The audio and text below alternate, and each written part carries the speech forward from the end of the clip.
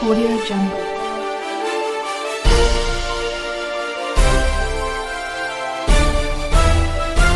Audio Jungle.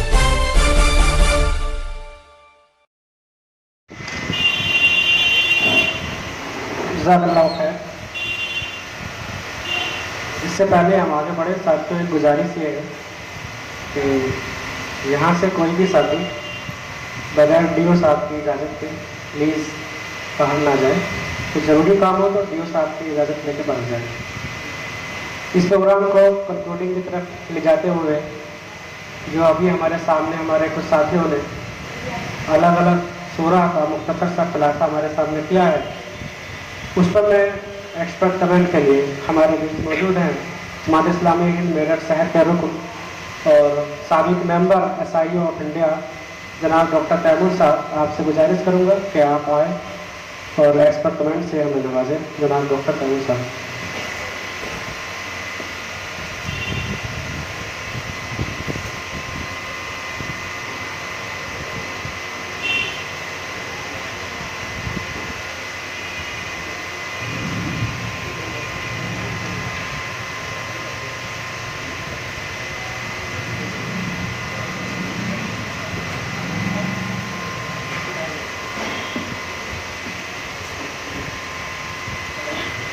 बिस्मिल्लाहिर्रहमानिर्रहीम।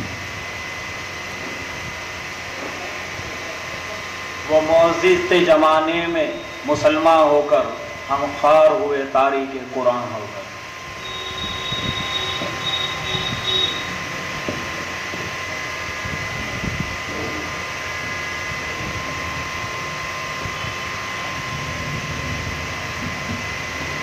अल्लाह के नबी सल्लल्लाहु अलैहि वसल्लम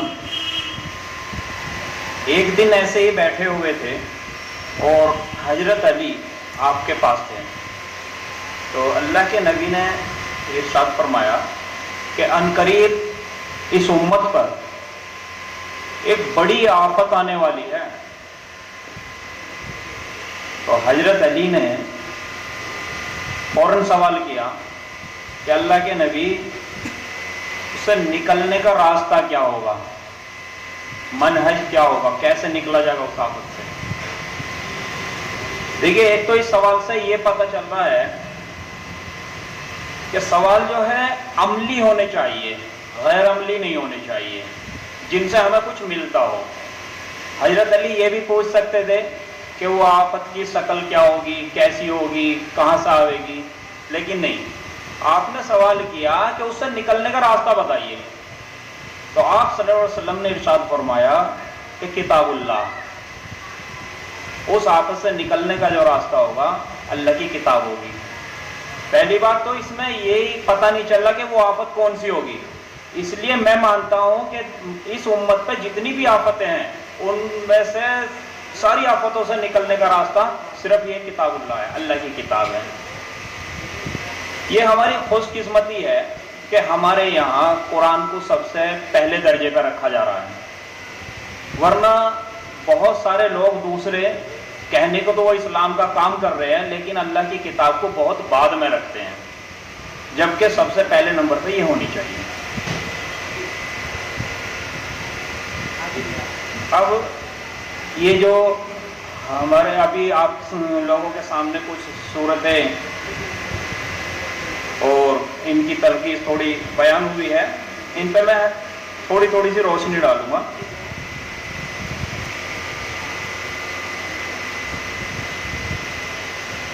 सूरे अन्नास, सबसे पहले सूरे नास हमने सुनी। ये कुरान की सबसे आखिरी सूरा है और ये मदनी सूरा है। इसमें कहा गया कुल औज़ु बिरब्बिन नास,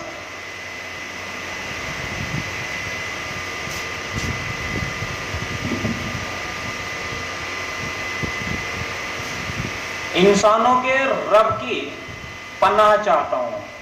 नबी सल्लल्लाहु अलैहि वसल्लम को ये दुआ सिखाई जा रही है और उनके ज़रिए से, उनके वास्ते से फिर हर मुसलमान के लिए ये दुआ है कि मैं पनाह में आता हूँ, शरण में आता हूँ, उसके संरक्षा में आता हूँ। किसकी? जो इंसानों का रब है, यानी इंसानों की परवरिश की जिम्मेदार है। اور انسانوں کا مالک ہے ملک الناس، اور انسانوں کا معبود حقیقی ہے الہ الناس، یعنی وہ الہ بھی ہے، مالک بھی ہے اور رب بھی ہے۔ یہ تینوں صفات جس ہستی کے اندر ہے میں اس کی پناہ پکڑتا ہوں۔ پناہ کس چیز سے؟ پناہ چاہتا ہوں من شر الوسواس، جو بہت زیادہ وسوسے پیدا کرنے والا ہے، اور خناس، جو چھپ کے حملے کرنے والا ہے، الذی یوسوس فی صدور الناس، جو لوگوں کے دلوں میں وسوسے پیدا کرتا ہے۔ دیکھیے یہ شیطان کی صفت ہے کہ وہ ڈائریکٹ سامنے جو ہے کبھی آ کے کام نہیں کرتا، بلکہ دلوں کے اندر سے کام کرتا ہے۔ اور جیسے کہ بتایا ہے کہ یہ انسانوں میں سے بھی ہے اور یہ جنوں میں سے بھی ہوتا ہے۔ جن جو ہے باقاعدہ ایک مخلوق ہے الگ۔ یہاں جو ہے ابھی ہمارے بھائی نے بیان کیا تھا کہ جن اور انسان الگ نہیں ہے بلکہ ایک ہی ہے۔ کچھ لوگوں نے ایسا کہا ہے لیکن ایسا نہیں ہے، جن بالکل الگ مخلوق ہے، انسان بالکل الگ مخلوق ہے۔ ہاں یہ بات ہے کہ شیطان جو ہوتے ہیں، یہ شیطانیت جو ہے اصل میں یہ ایک فطرت کہہ لو، یا ایک جو ہے ایک حرکت کا نام ہے، ایک وہ اس کا جذبے کا نام ہے۔ یہ جہاں پیدا ہو جائے، وہ انسانوں میں بھی ہو سکتا ہے اور جنوں میں بھی ہو سکتا ہے۔ اس سے بچنے کی بات کہی جا رہی ہے۔ قرآن میں کئی جگہ تصریح ہے اس کی۔ سورہ بقرہ میں جب ہم شروع کرتے ہیں تو بتایا گیا کہ جب وہ جاتے ہیں اپنے شیطانوں کے پاس، جب ملتے ہیں اپنے شیطانوں سے، تو وہاں جو ہے شیطان سے مراد جو ہے مکے کے وہ سردار ہیں، جو منافق لوگوں کی جو وہاں جا کے تال گلتی تھی۔ تو اس میں جو ہے یہ باتیں ہمیں بتائی گئی ہے کہ چاہے وہ شیطان انسانوں میں سے ہو یا جنوں میں سے ہے، ہم اللہ کی پناہ چاہتے ہیں ایسے لوگوں سے جو دلوں پہ وار کرتے ہیں، ہمارے دلوں کو ٹیڑھ کی طرف لے جاتے ہیں۔ اس کے بعد میں سورہ اخلاص، قل اللہ احد، تو یہ ایک طریقے سے دعوتی سورہ بھی ہے۔ اس میں اللہ تعالیٰ کے بارے میں جو یہ ہے کہ کہہ دو کہ وہ اللہ اکیلا ہے، ایک طریقے سے اللہ کا تعارف بھی ہے، اور تعارف دعوتی انداز میں ہے کہ اے نبی لوگوں میں اس چیز کا جو اعلان کر دو۔ قل کے معنی جو ہوتے ہیں کہہ دینے کے بھی ہوتے ہیں، اور قل کے معنی جو ہے اعلان کر دینے کے بھی ہوتے ہیں، کہ لوگوں میں اعلان کر دو کہ وہ جو اللہ ہے جس کے بارے میں تم سوال کر رہے ہو وہ اکیلا ہے۔ اللہ الصمد، وہ بے نیاز ہے۔ الصمد جو ہے عربی میں ایک ایسے سردار کو کہتے ہیں جو کسی کا ضرورت مند نہ ہو بلکہ لوگ اس کے ضرورت مند ہو، ایسے سردار کو سمد بولتے ہیں۔ لم یلد ولم یولد، نہ اسے کسی نے جنا ہے نہ اس نے کسی کو جنا ہے۔ لم یلد ولم یولد ولم یکن لہ کفوا احد، اور اس کے برابر کا، اس کا ہمسر، اس کی ٹکر کا کوئی نہیں ہے۔ یہ جو ہے نا کہ رشتوں میں کفو دیکھنا چاہیے، ایک حدیث سے ہمیں پتہ چلتا ہے، کفو کہتے ہیں برابری کو، یعنی کسی بھی لحاظ سے اللہ کا کوئی برابر کا نہیں ہے۔ اس کے بعد میں ایک سورہ ہمارے بھائی نے سنائی تھی، سورہ کافرون، قل یا ایھا الکافرون۔ تو کافر کی کافی تصریح کر دی بھائی نے، کہہ دو کہ اے کافرو لا اعبد ما تعبدون، میں نے کبھی اس کی عبادت نہیں کری جس کی تم کرتے ہو۔ یہاں جو ہے صیغہ ماضی کے معنی زیادہ دے رہا ہے، ماضی اور حال کے۔ نہ میں نے کبھی اس کی عبادت کری ہے اور نہ میں کبھی اس کی عبادت کروں گا۔ ولا انتم عابدون ما اعبد۔ دیکھیے اس سورہ کو سمجھنے کے لیے دو چیزوں کو سمجھ لے، اس کی پوری بات سمجھ میں آ جائے گی۔ ایک تو اس میں لفظ عبد استعمال ہوا ہے، عبادت، یعنی میں عبادت نہیں کرتا سوائے اللہ کے، ان کی عبادت نہیں کرتا جن کی تم کر رہے ہو۔ اور ایک لاسٹ میں آیا لکم دینکم ولی دین، تمہارا دین تمہارے لیے، میرا دین میرے لیے۔ تو پہلے تو ہمیں دین کو سمجھ لینا چاہیے۔ دین ایک آئیڈیالوجی کا نام ہے، یعنی دین کے معنی قرآن میں جب ہم دیکھتے ہیں تو دین کے معنی ہوتے ہیں ضابطۂ حیات، زندگی گزارنے کا ایک طریقہ، شریعت، قانون، اس معنی میں آتا ہے دین۔ بدلے، اس میں جو بدلے کے معنی بھی پیدا ہے، سورہ فاتحہ ہم پڑھتے ہیں مالک یوم الدین، وہ بدلے کے دن کا مالک ہے. تو اس کے معنی جب ہم مانیں گے کہ زندگی گزارنے کا ایک ضابطۂ حیات ہے اس کے لیے، تو ہماری سمجھ میں آئے گا کہ لکم دینکم ولی دین، تمہارے پاس جو آئیڈیالوجی ہے اس پہ چلنے کے لیے تم ہو، میرے پاس جو آئیڈیالوجی ہے وہ میرے لیے ہے. اس کا مفہوم یہ ہوگا. اس کا مفہوم خالی یہ نہیں کہ میری عبادات کا طریقہ میرے لیے اور تمہاری عبادات کا طریقہ تمہارے لیے ہے. یہاں مراد جو ہے کوئی مذہب نہیں ہے بلکہ آئیڈیالوجی ہے. زندگی گزارنے کے دو ہی راستے ہیں، ایک تو اسلام ہے اور ایک اس کے علاوہ کچھ بھی ہے، وہ بے شمار ہیں، ان کی کوئی گنتی نہیں ہو سکتی. تو اللہ کے نبی کی زبان سے یہاں صاف صاف یہ کہا جا رہا ہے کہ میرے پاس جو زندگی گزارنے کا راستہ ہے وہ میرے لیے ہے اور تمہارے جتنے بھی راستے وہ تمہارے لیے ہیں. دوسری بات اس میں جو عبادت کو سمجھنا چاہیے ہمیں. اصل میں قرآن میں ہوا کیا ہے، جو چیزیں ہمارے یہاں ٹرمولوجی کی حیثیت اختیار کر گئی، جیسے عبادت ہے، دین ہے، صلاۃ ہے، تو ان کے ہم ترجمے ہی نہیں کرتے. تو عبادت کا مفہوم جب صحیح ہم سمجھیں گے تو عبادت کے معنی ہوتے ہیں کسی کی تابع داری کرنا، کسی کی پرستش کرنا، کسی کی غلامی اختیار کرنا. تو اللہ کے نبی کی زبان سے یہاں یہ بات کہلائی جا رہی ہے کہ جن چیزوں کی، جن آئیڈیالوجیز کی یا جن لوگوں کی تم اطاعت کرتے ہو، میں ان کی اطاعت نہیں کرتا، نہ میں نے کبھی ماضی میں کری، نہ حال میں، نہ آئندہ کروں گا مستقبل میں. اور تمہارے جو جینے کا طریقہ ہے وہ بالکل الگ ہے، وہ تمہارے لیے ہے، میرے جینے کا جو طریقہ وہ میرے لیے ہے. اس میں جو ہے ایک اس صورت کو جب ہم پڑھتے ہیں ایسا ہی محسوس ہوتا ہے کہ جیسے کہ دعوت کا سلسلہ ہی منقطع ہو گیا ہو. لیکن یہاں بات یہ نہیں ہے، یہاں تو بات صرف سمجھانے کی ہے کہ تمہارا راستہ تمہارے لیے، میرا راستہ میرے لیے، لیکن میں سمجھاتا رہوں گا کہ صحیح راستہ یہ ہے. تو اس کے بعد میں ایک سورہ اور ہم نے پڑھی، سورہ عصر.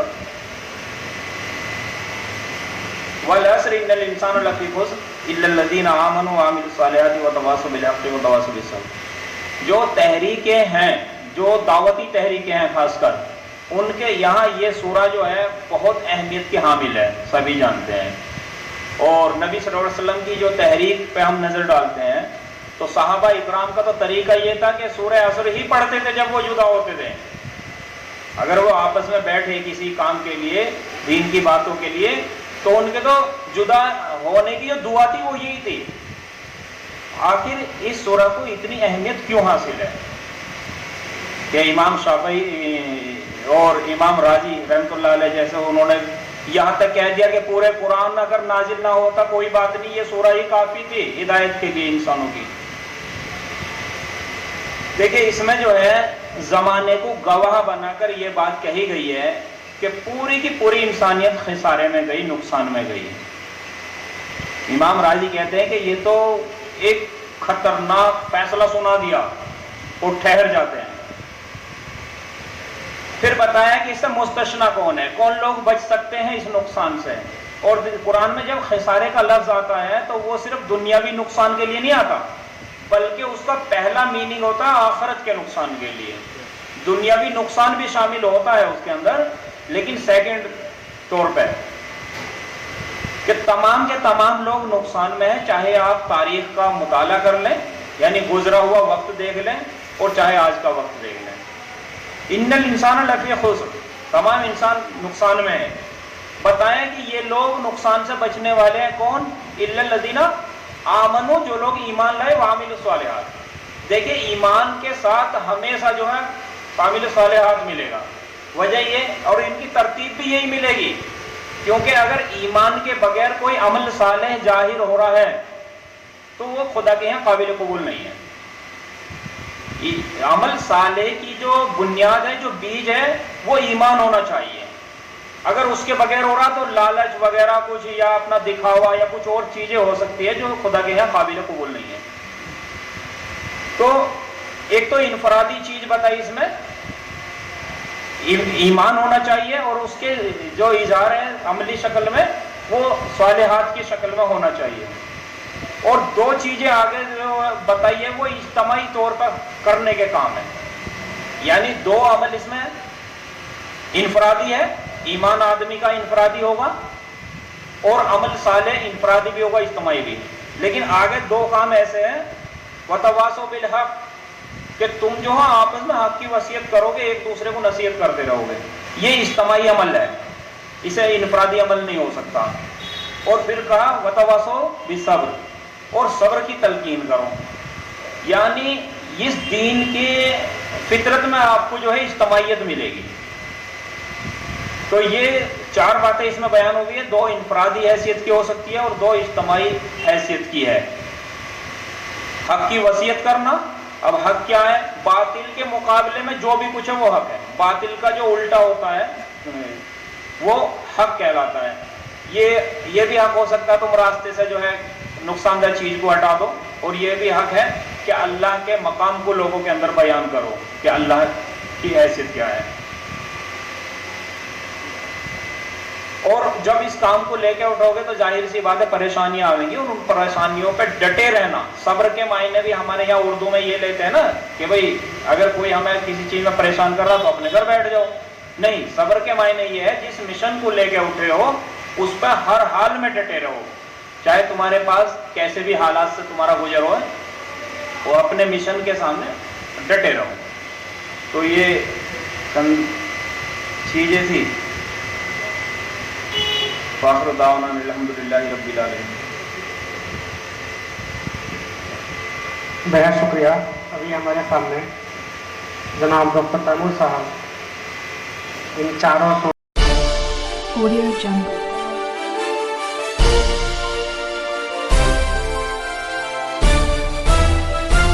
Audio Jungle.